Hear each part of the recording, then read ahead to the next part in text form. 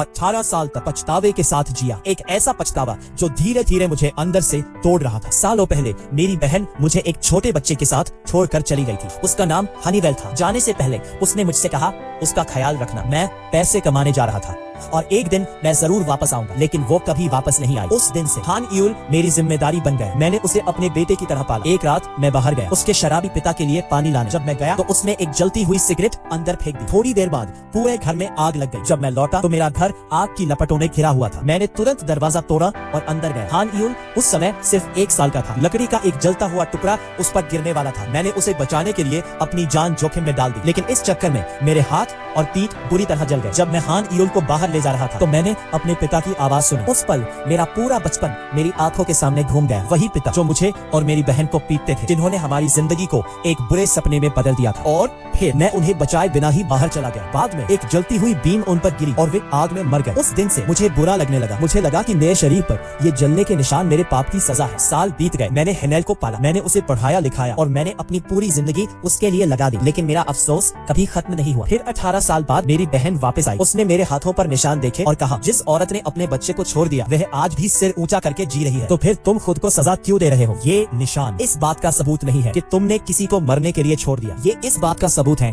कि तुमने एक मासूम बच्चे की जान बचाई। अगर तुम नहीं होते तो आज हेनेल जिंदा नहीं होता। पहली बार उसकी बातों ने मुझे कुछ महसूस कराया। शायद मैं पापी नहीं था। मैंने किसी की जान नहीं ली, मैंने एक बच्चे की जान बचाई और 18 साल बाद मैं आखिरकार अपने पछतावे से आजाद हो गया। Subscribe for more stories. के स्टोरी।